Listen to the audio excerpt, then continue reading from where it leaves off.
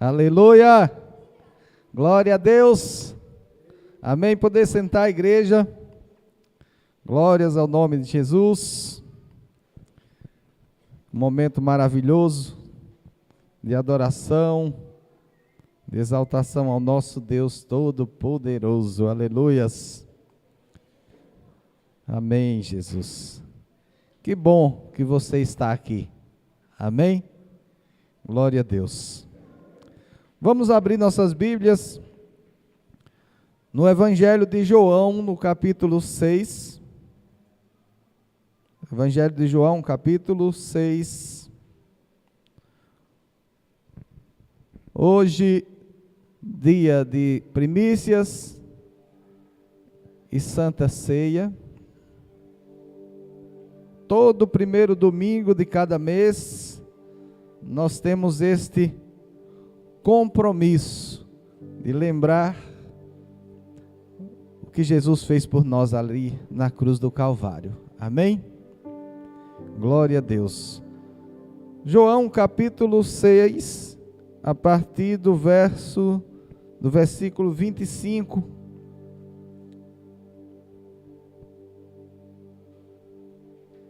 Nós vamos meditar um pouco nesta palavra.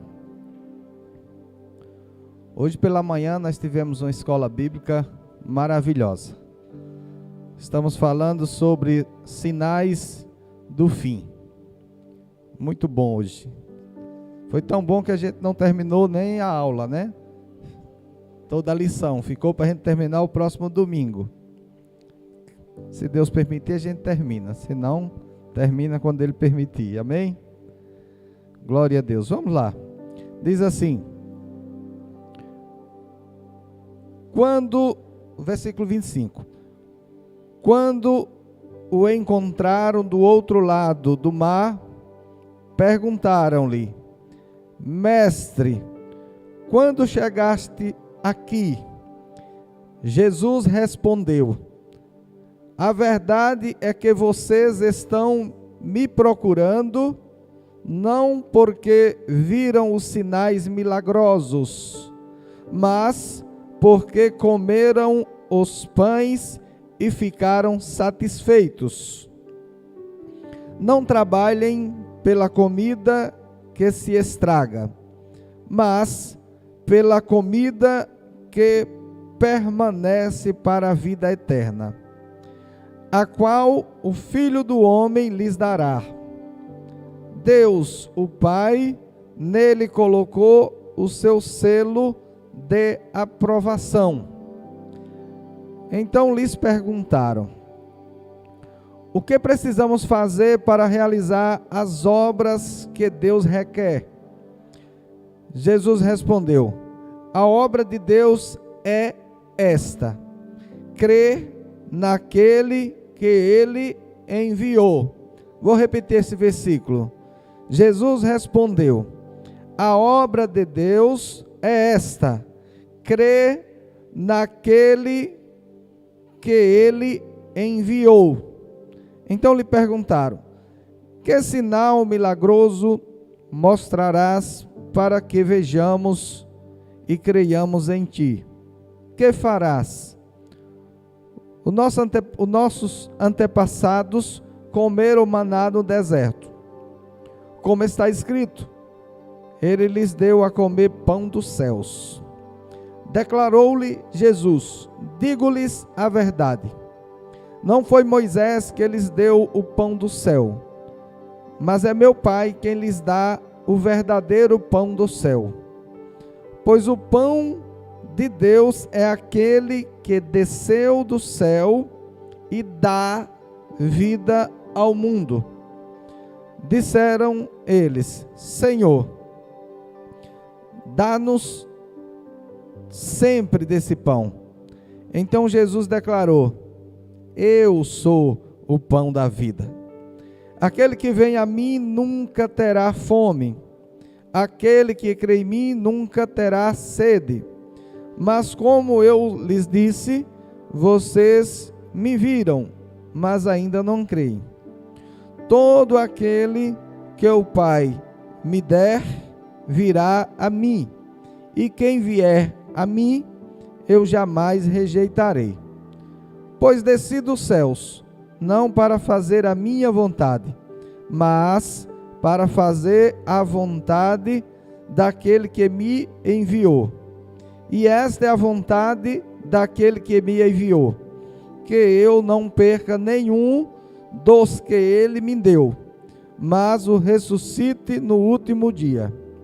Porque a vontade do meu Pai é que todo aquele que olhar para o Filho e nele crer tenha a vida eterna, e eu o ressuscitarei no último dia.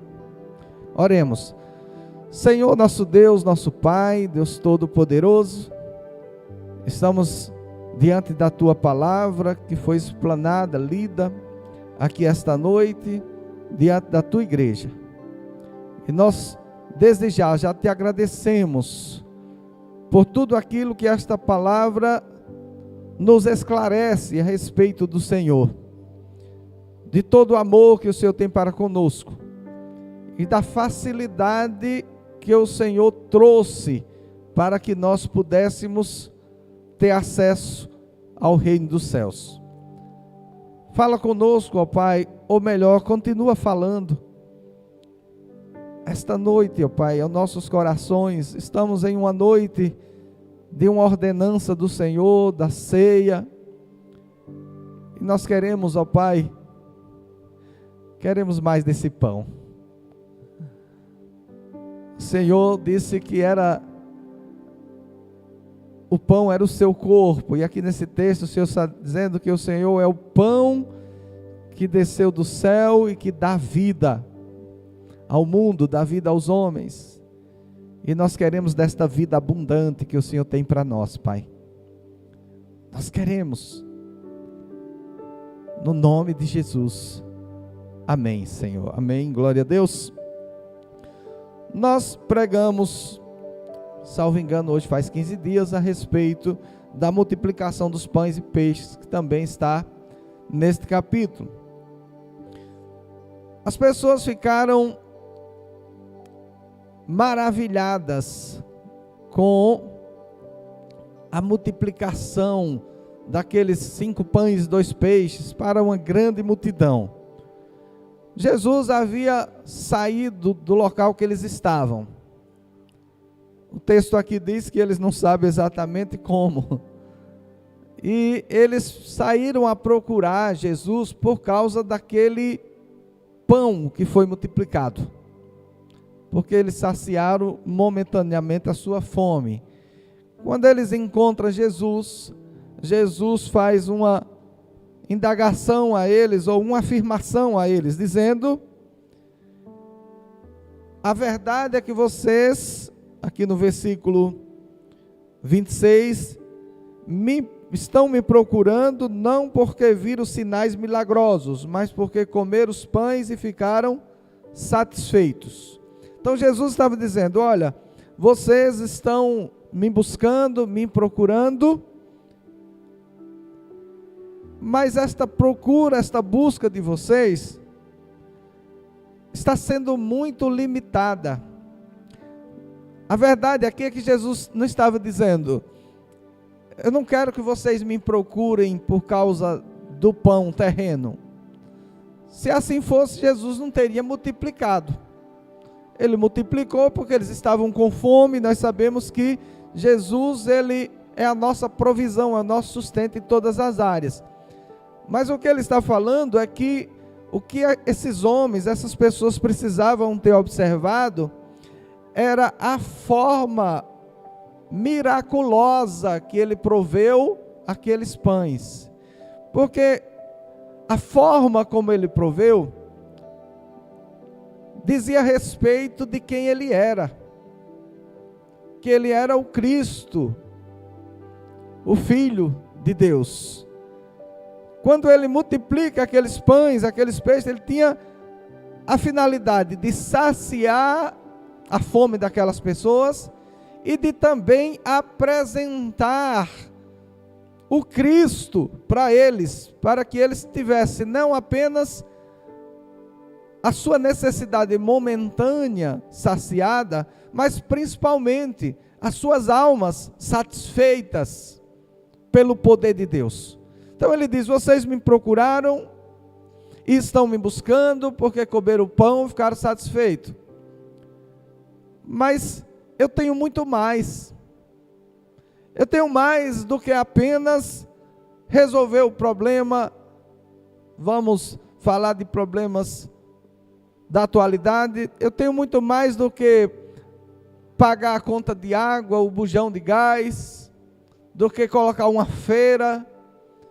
Ele está dizendo: eu tenho muito mais. Esse é o nível mais baixo que Deus tem em Cristo Jesus para nós. É tanto que ele fez este milagre de multiplicação de peixes e pães para um povo que nem discernia quem ele era, simplesmente porque estava próximo dele. E o fato de estar próximo de Jesus certamente será alcançado pelos seus milagres. Mas Jesus está chamando essas pessoas, e automaticamente chamando a cada um de nós também, a vivermos um nível superior no relacionamento com Deus. Um nível que está além das necessidades físicas e humanas, ainda que devamos apresentar em oração todas as nossas necessidades, com oração e súplica e ações de graças. Ainda que nós tenhamos que mostrar para Ele toda a nossa necessidade básica e diária, Ele está nos chamando para um relacionamento muito maior. Não apenas um relacionamento de eu estou bem, alguém pode dizer, e enquanto eu estou bem, eu vou viver o que eu gosto, o que eu quero. Quando alguma necessidade bater, eu vou até Jesus. É assim que muitas pessoas têm vivido. Uma vida normal. E quando a necessidade bate, o problema chega, elas se tornam espirituais.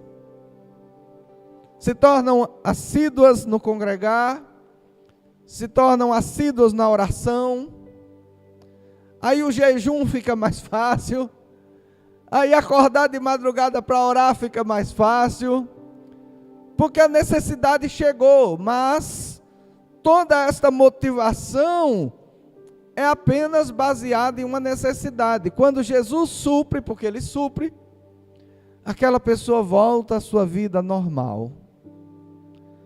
Só que o interessante é que Jesus, Ele não nos mandou pregar o Evangelho, ensinar a palavra de Deus, para que as pessoas se tornassem admiradoras dEle, para que as pessoas se tornassem fãs de Jesus e formassem seu fã-clube e dissessem: olha, Jesus é demais. Jesus nos enviou a pregar o Evangelho dizendo: ide por todo mundo e fazei discípulos. Discípulos são pessoas que são ensinadas a dar continuidade ao trabalho que Jesus iniciou. Nós vivemos em um tempo chamado tempo de graça. É um tempo onde Deus resolveu, pelo seu próprio amor, não levar em conta os pecados da humanidade. Ele estendeu a salvação para toda a humanidade, não apenas para o judeu. E Ele comissionou para que pregasse o Evangelho a toda criatura. Mas apesar dos momentos de bênçãos, os momentos de provisão, os momentos de alegria que nós vivemos, o discípulo, ele entende que toda provisão, tudo aquilo que Deus está conduzindo até ele, providenciando, tudo isso tem um propósito. O propósito de se empenhar mais na obra de Deus para conquistar mais discípulos. Hoje nós falávamos aqui na Escola Bíblica Dominical a respeito das prioridades da vida. Nós precisamos, neste mundo de tantas disputas, nós precisamos estar, sim, preparados. Preparados para o mercado de trabalho, preparados para exercer posições, preparados. Mas o problema é quando a pessoa coloca muita confiança nesta preparação terrena e despreza a preparação do espírito. Nós conversávamos, é muito comum qualquer pai fazer, eu vou usar até um termo aqui, mais vulgar, um pouco. Faz das tripas coração. Quem já viu esse termo? Pensei que era essa coisa da minha terra. Para proporcionar um estudo de qualidade para os seus filhos. Sim ou não? Para que eles possam galgar posições nesta sociedade, ter bons empregos, poder ter uma vida mais tranquila financeiramente. Mas quando o assunto é investir na obra de Deus, infelizmente as pessoas não estão investindo nos seus filhos, nem na utilização do seu tempo para levar o filho à igreja. Para as coisas do mundo, tudo. Aí nós começávamos a fazer uma análise. Você vai formar seu filho, vai dar toda a educação, e que Deus dê condição para você fazer isso, e a mim também. Mas, queridos, se os seus filhos se tornam médicos, juízes, seja lá o que for, do alto escalão, das posições dessa terra, se ele não tiver Jesus, a eternidade dele será separado de Deus. Então nós não podemos ter medidas e pesos diferentes. A prioridade maior nas coisas espirituais. E depois as coisas materiais. Interessante que a Bíblia diz que se você buscar em primeiro lugar o reino de Deus, todas estas coisas que hoje é preocupação sua, vos será acrescentado.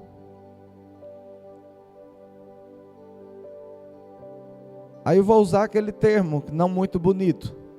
Tem pessoas fazendo das tripas coração, porque tem invertido a posição das coisas. Quando nós buscamos Deus, o seu reino em primeiro lugar, irmãos, verdadeiramente todas essas coisas são acrescentadas. Quando nós buscamos o reino de Deus em primeiro lugar, prepare-se para que os teus filhos tenham a melhor educação em todas as áreas, depois da educação cristã, sem que isso te traga o mesmo esforço que talvez você tenha que desempenhar hoje.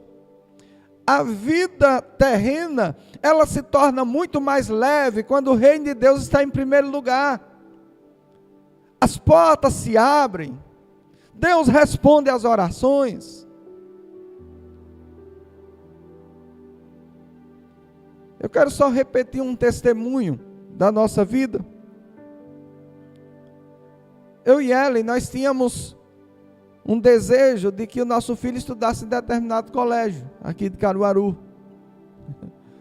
Mas no momento que nós precisávamos colocar ele na escola, nós estávamos com as nossas finanças muito limitadas.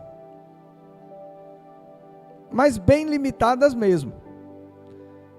Mas nós empenhamos tempo de oração, tempo de clamor, de súplica, diante de Deus, apresentando a Deus o local que nós queríamos que nosso filho estudasse, principalmente porque este colégio prioriza a educação cristã.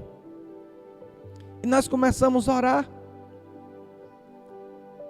E Deus começou a mover os corações, levantou pessoas, deu recursos a pessoas, para que o nosso filho fosse matriculado nesse local.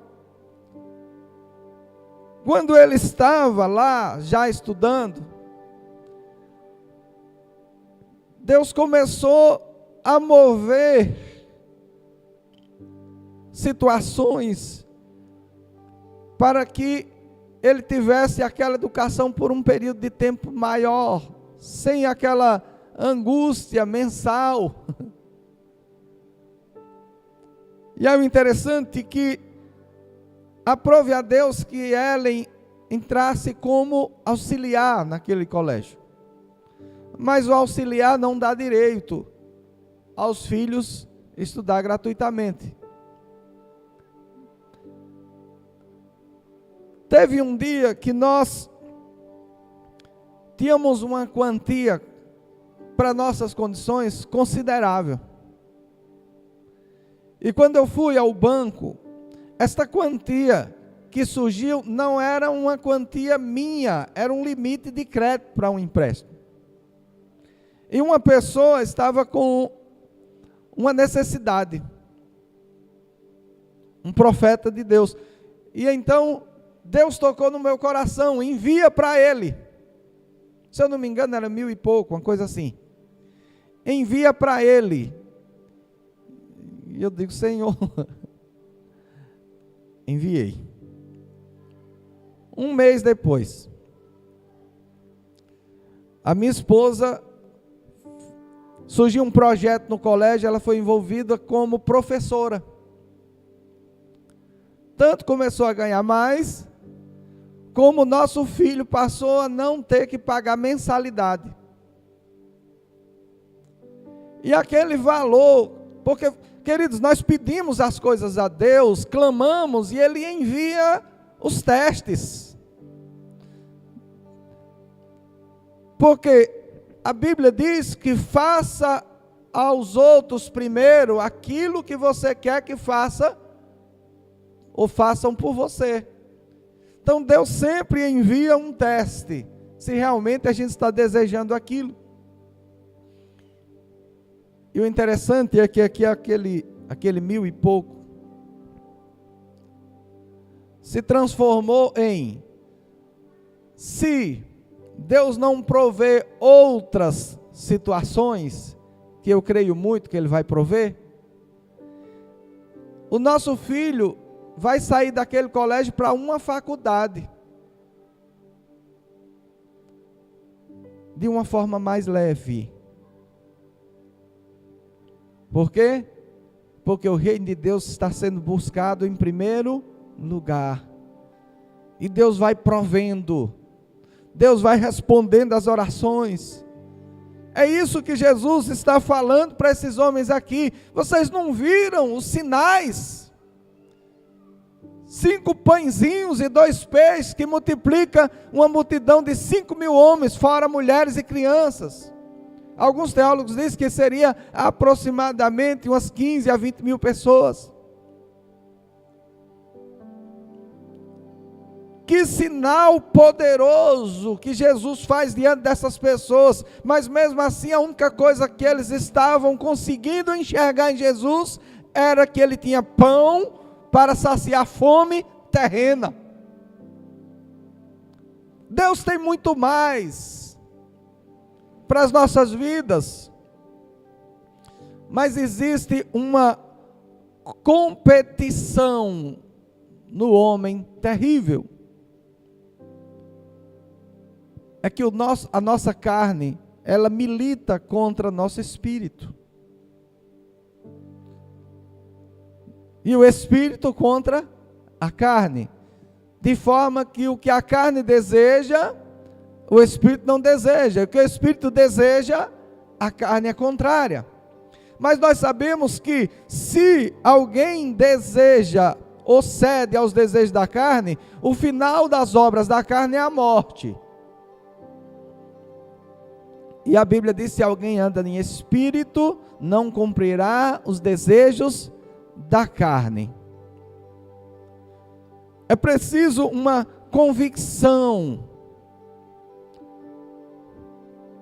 Quantas pessoas adentram os seus anos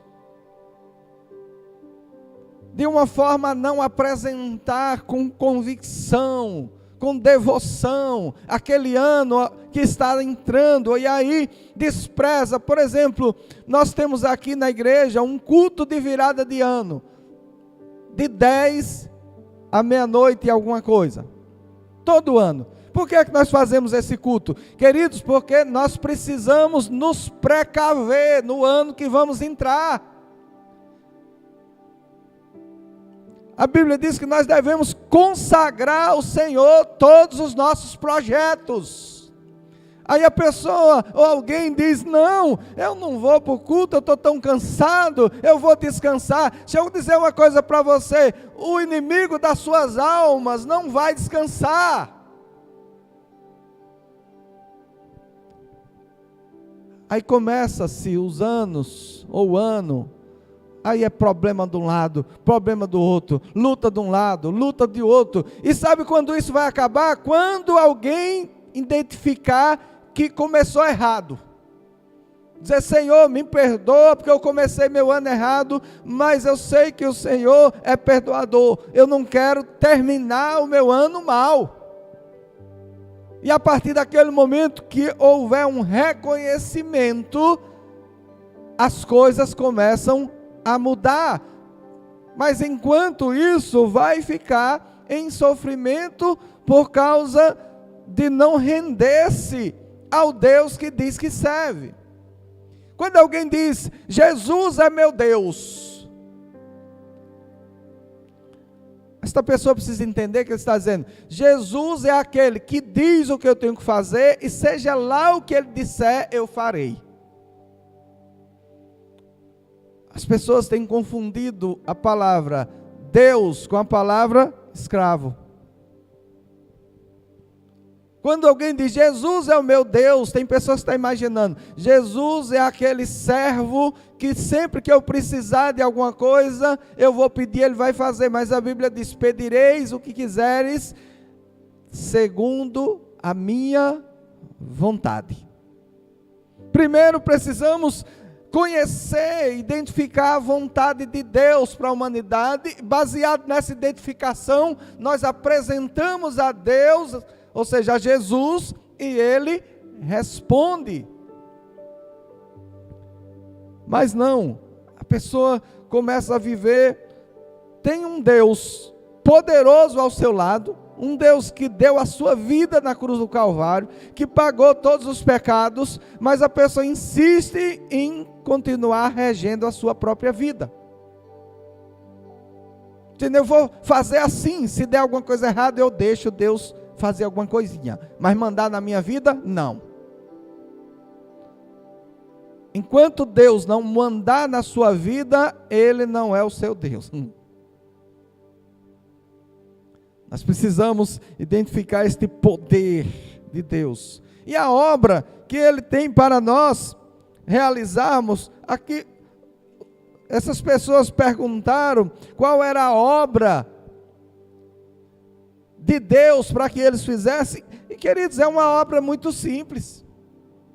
Veja o que ele diz aqui, no versículo 29, Jesus respondeu: a obra de Deus é esta: crer naquele que Ele enviou. Simples, não é?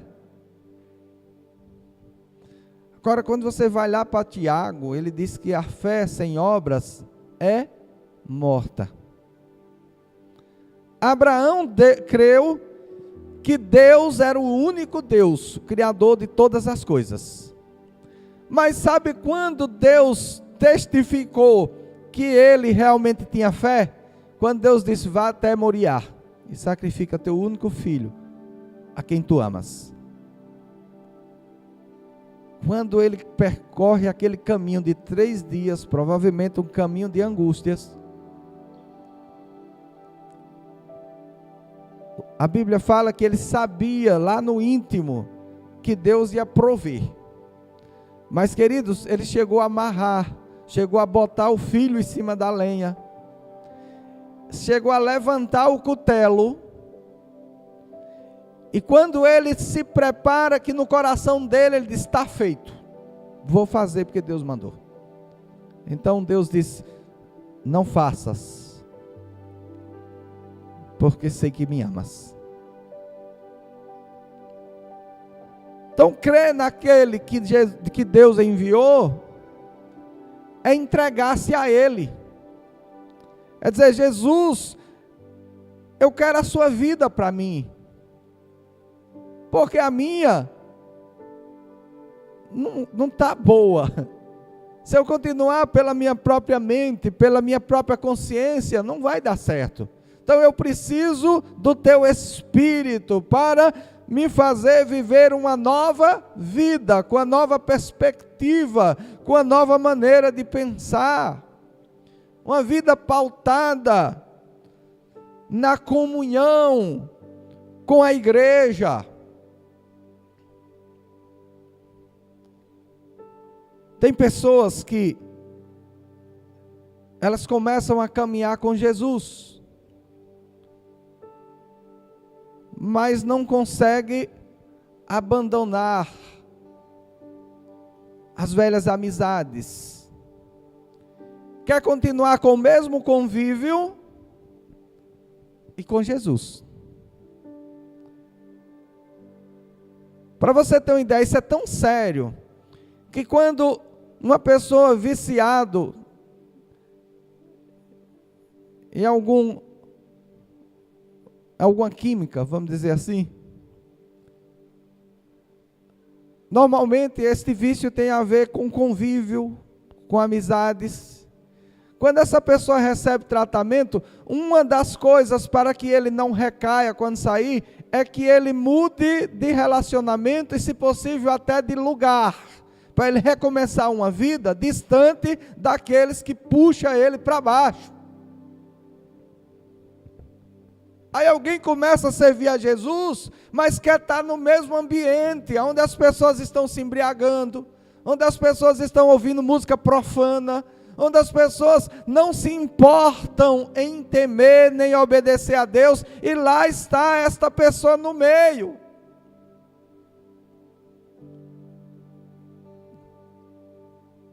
Eu só peço que, se você é esta pessoa que me ouve,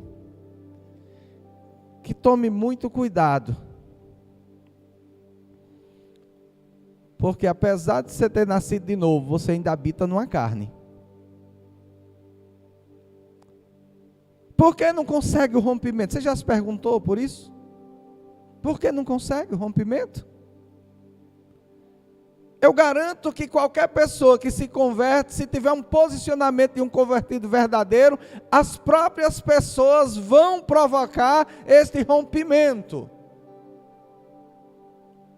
Porque quem está nas trevas não quer vir para a luz. Se você é luz, você clareia o ambiente, e elas não vão querer que você esteja ali naquele meio, porque você está trazendo clareza. Então nós precisamos ter esta mudança. Jesus, alguém diz: Jesus, ele ia para as festas, ele foi para uma festa de casamento, né? Ele ia por meio dos pecadores, ele ia lá por meio dos escribas, do fariseu. Jesus estava em toda parte, sim, mas Jesus orava a noite inteira. Você ora?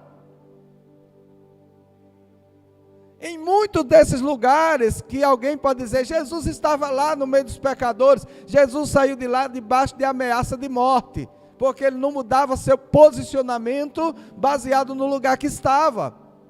Ele continuava fiel às Escrituras, ele falava o que tinha de falar, ainda que aquilo pudesse custar a sua vida.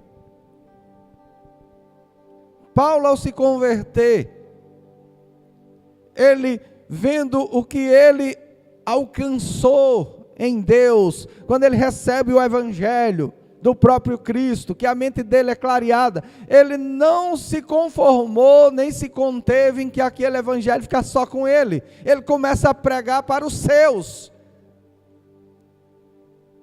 O que aconteceu? Apedrejaram e deixaram como morto. Porque ele queria ser luz, e ele era luz.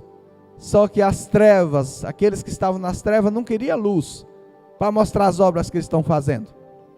Então nós precisamos nos envolver com esta conversão. Nós nascemos de novo, e agora precisamos nos envolver com este Espírito, com o Espírito de Deus, e estar envolvido com aqueles que nos edificam. Nós precisamos estar envolvido com a igreja, porque a igreja é um local de edificação. Nós estamos edificando uns aos outros.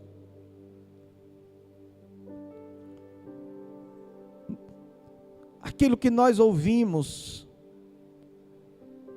começa a interferir no nosso coração. Por isso que nós precisamos ouvir e ouvir a respeito da palavra de Deus. Qualquer cristão genuíno e verdadeiro sentirá-se incomodado estar em um ambiente onde o que se está sendo pronunciado ou cantado profana a palavra de Deus. Não vai estar um ambiente legal. E se não tem incômodo, queridos, eu preciso pregar o evangelho para você se converter.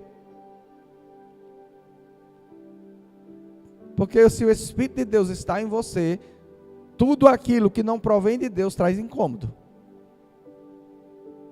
É um sinal de Deus, um sinal que nós realmente fomos convertidos pelo Espírito Santo de Deus, é que nossos olhos se abrem e começamos a enxergar a regência deste mundo. Como que ele é regido e qual a finalidade para que ele está sendo regido? Para a destruição, para a morte. E nós começamos a perceber isso. Nós precisamos, queridos, a cada dia, buscar nos alimentar deste pão da vida. Não deste pão. Este aqui eu nem estou comendo mais. Tem glúten, tem trigo, tem uma série de coisas. Melhorei de vida quando parei de comer. Acordava com uma sinfonia de espirro. Hoje não tem mais. Mas o pão chamado Jesus é o pão que alimenta a nossa alma. É um pão que nos traz vigor espiritual. Eu comecei este culto, esta pregação, dizendo que todos os domingos, primeiro domingo de cada mês, nós temos a ceia do Senhor. O que é que um cristão mais almeja de Deus? Se alimentar dele. Não é verdade? Por isso que nós já deixamos agendado, para que qualquer agenda que surja na sua vida, queridos, os testes estão vindo aí, e cuidado com o que você escolhe.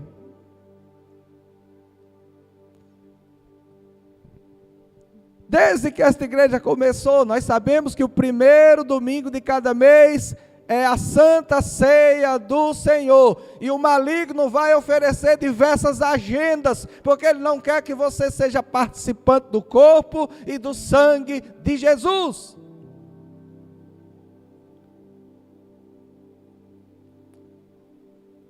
Se tem alguém no nosso meio que está enfermo, sem condição de vir à igreja, nos comunique que nós vamos lá levar a ceia. Não é verdade? Agora, você em plena saúde, deixar a ceia do Senhor por qualquer outra coisa, eu começam a imaginar que as suas prioridades estão meia controversas com relação ao reino de Deus. O reino de Deus em primeiro lugar, e a ceia, se tiver tempo, está estranho. Sim ou não? É porque é um feriado, eu preciso descansar. Queridos, se a ceia do Senhor não traz descanso para a sua alma, não sei o que vai trazer mais.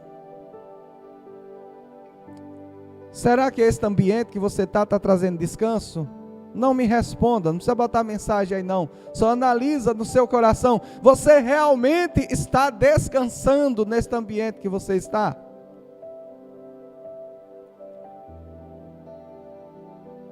Não é uma pergunta a se fazer? O que você está ouvindo neste ambiente está te edificando? Está fortalecendo a sua fé? Você nunca esteve tão feliz com Jesus como está neste ambiente? É uma reflexão que nós precisamos fazer.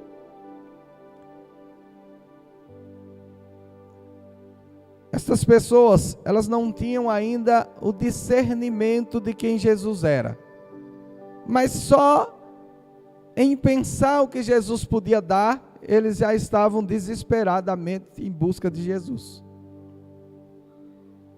Imagine se eles tivessem o discernimento que Jesus disse que eles deveriam ter.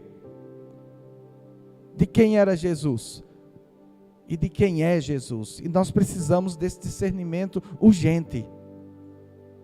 A igreja do Senhor precisa desse discernimento urgente. Porque, queridos, a nossa vida ela só é plena em Cristo Jesus. A nossa vida ela só é verdadeiramente transformada em Cristo Jesus.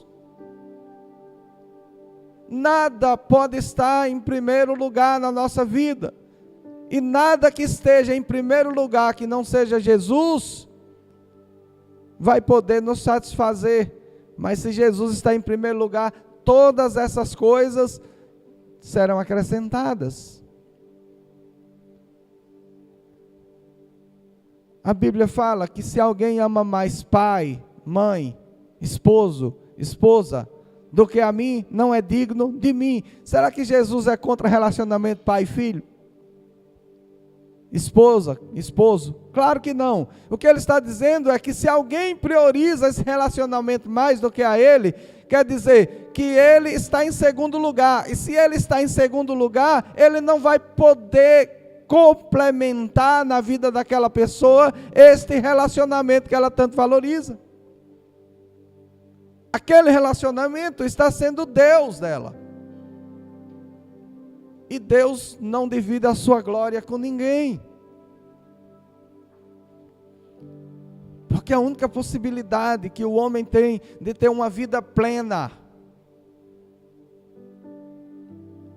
é quando ele está plenamente entregue a Jesus. Os relacionamentos terrenos, por melhores que eles sejam, eles são passíveis de rompimento, são passíveis de traições, são passíveis de trazer tristeza. E para nós termos esses relacionamentos, ou até mesmo para suportar o rompimento desses relacionamentos, precisa estar firmado em Jesus. Nós precisamos dessa entrega total. Se alguém quer vir após mim, toma a sua cruz a cada dia e siga-me. O que é que ele está dizendo? Olha, a sua carne precisa ser mortificada, senão ela vai te destruir. Toma o posicionamento de mortificar os seus desejos e vontades terrenas, para que possa vivenciar a fé em Cristo de forma plena e Jesus poder nos condicionar a tudo aquilo que Ele deseja para a nossa vida. Ele tem algo grandioso, Ele tem algo poderoso sobre nós, mas é preciso que nós abandonemos a nossa velha maneira de viver e nos entreguemos totalmente a esta nova vida, porque o que Jesus está dizendo para essas pessoas, Ele está dizendo: olha, eu multipliquei lá pães e peixes, e este milagre que eu fiz, foi para clarear a mente de vocês, que Deus veio a este mundo,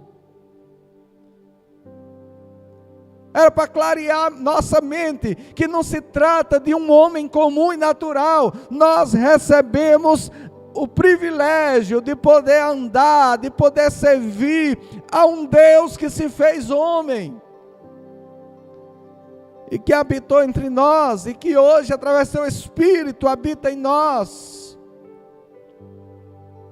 Nós precisamos nos entregar de uma forma mais abundante.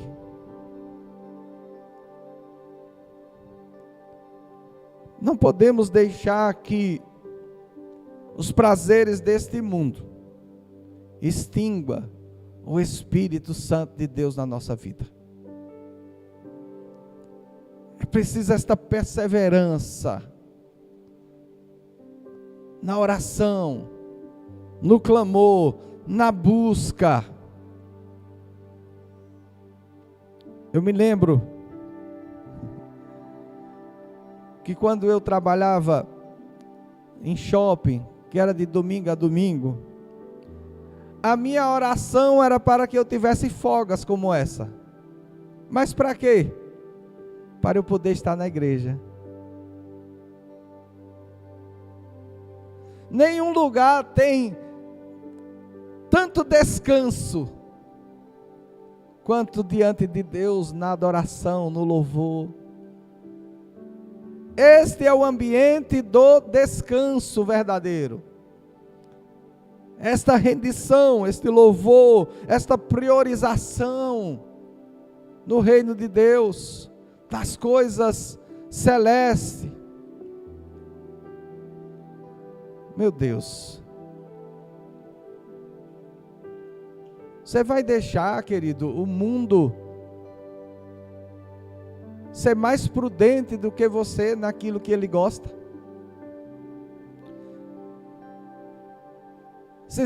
Agora, esses dias eu estava olhando uns vídeos e passou um flash assim, de um carnaval numa capital,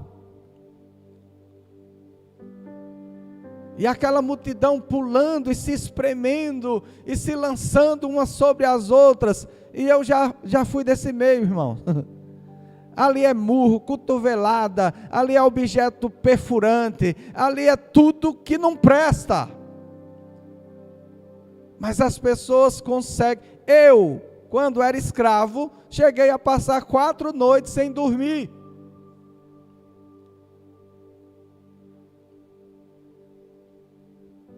Por quê? Porque queria aproveitar o máximo daquele momento.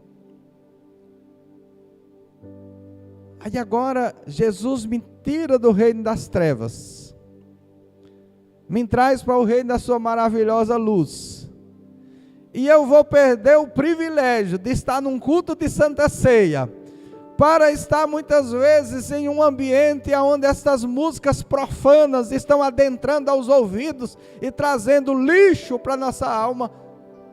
Não vou, meu irmão. Tem ambiente melhor do que a casa do Senhor. Não tem ambiente melhor do que estar aqui com vocês como igreja. Não tem ambiente melhor do que você encontrar pessoas que também abrem mão dessas coisas para estar adorando ao Senhor. Ele disse: a obra de Deus é esta, crer naquele que Ele enviou. Mas como pode alguém dizer que crê em Jesus e escolhe outras coisas ao contrário de Jesus? Quem crê em Jesus, escolhe Jesus. Quem crê em Jesus tem o Espírito Santo. Quem tem o Espírito Santo, a Bíblia diz que o Espírito cogita nas coisas. Quem nasce do Espírito cogita pelas coisas do Espírito. Tem paz, tem alegria, tem gozo no Espírito Santo, tem vontade de ir para a casa do Senhor, planeja, a sua agenda tem como prioridade a obra de Deus, a adoração, o louvor, o estar junto com a igreja. Se a gente não toma esta priorização, queridos, o dinheiro não chega para ir para a igreja. Por que que Deus vai prover os recursos para vir para a igreja, se Ele sabe que no coração da pessoa a igreja não está em prioridade? Se Ele der, não é para a igreja que a pessoa vai. Vai para o shopping, vai para a casa do parente, vai para a praia, vai para qualquer lugar. Mas quando o dinheiro acabar, quando as dívidas chegam, e tomara que não chegue, mas se chegar, aonde é que você teve portas abertas? Aonde foi que você recebeu palavra para que esse dinheiro esteja caindo na sua conta todo mês? Foi no carnaval? Foi na praia? Foi na casa do parente? Foi no seu trabalho? Não! Foi na igreja!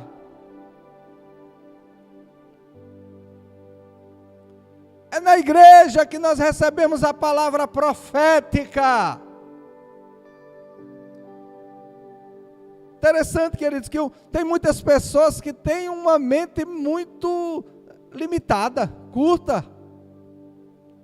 Às vezes vivia capengando.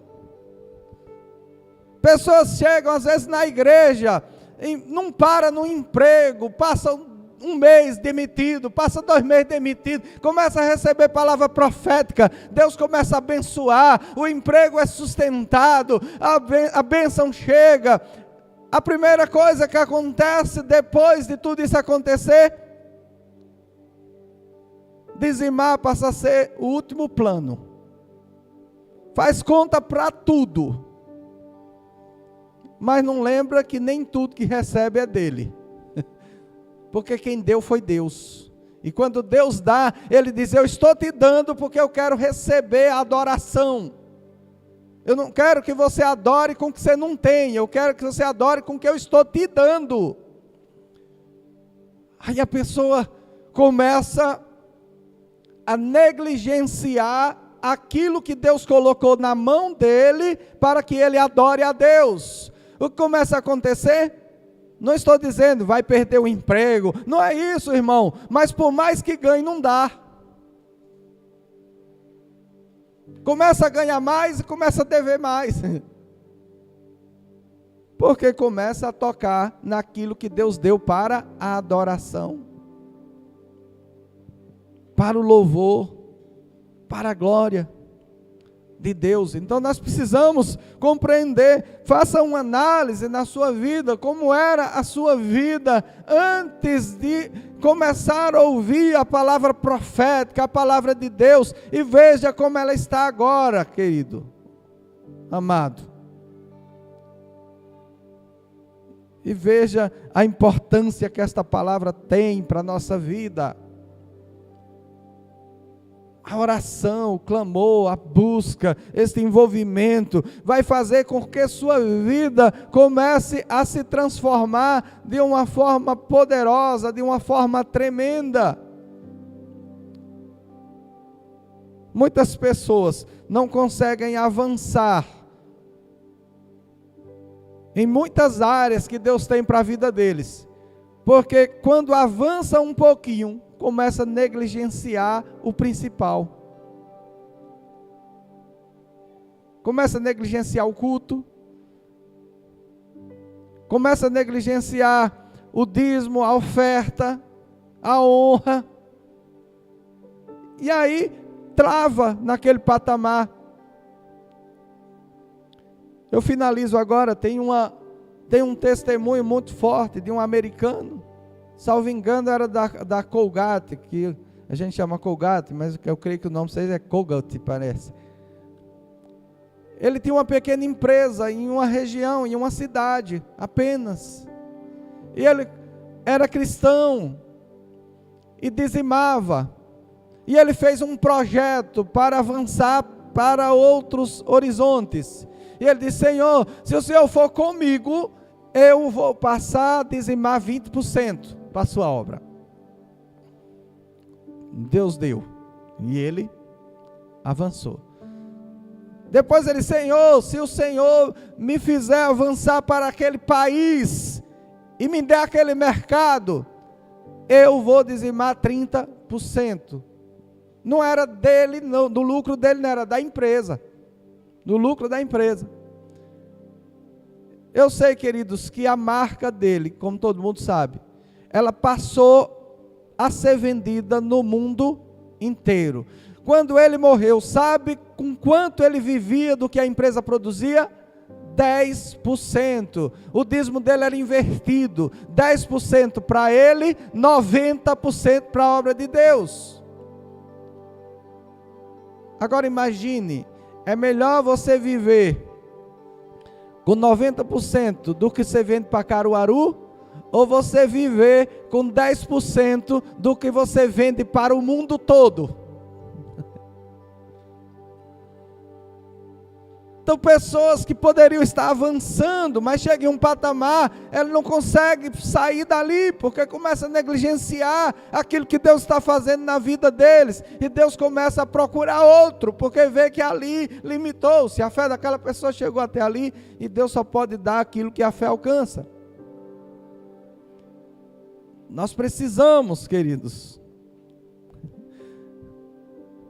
avançar, porque Deus tem patamares maiores para a nossa vida, e não podemos deixar que a nossa carne traga limitação a tudo aquilo que Deus tem para fazer na nossa vida. Ele tem muito mais, tem muito além. Agora a pergunta é: por que Deus vai fazer de você uma pessoa bem-sucedida neste mundo, se esta mesma pessoa não tem compromisso algum com a obra dele? Qual é o propósito de Deus com isso? Criar um monstro? Deus disse que é impossível servir a Mamon, as riquezas, e a Deus. Será que Deus vai colocar, o próprio Deus vai botar Mamon na mão de alguém? Não, não vai. Agora, queridos, quando a nossa visão, a nossa vida está realmente empenhada na obra de Deus, automaticamente você vai sair para o trabalho pensando na obra de Deus.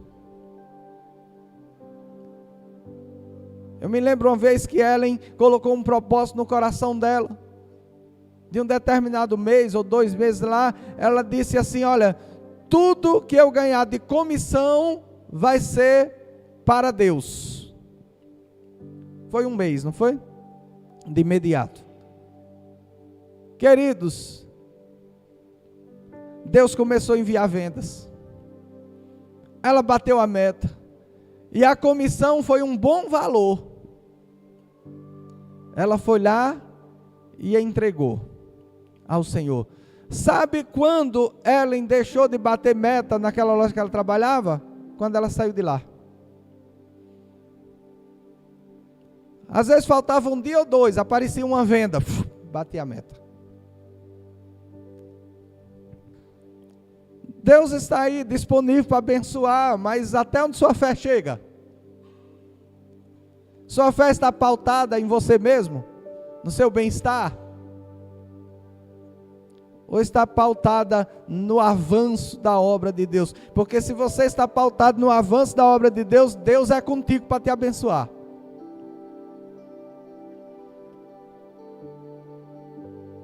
Talvez você está trazendo o seu dízimo, sua oferta para a casa do Senhor, hoje, de Uber ou de pé.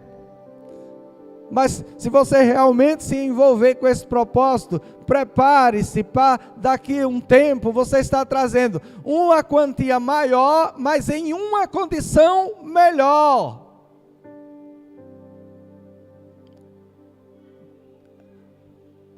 É só colocar propósito. Ana não tinha filhos. Ela não gerava. E Deus tinha uma necessidade, porque os filhos de Eli tinham profanado. Não tinha substituto para o profeta Eli.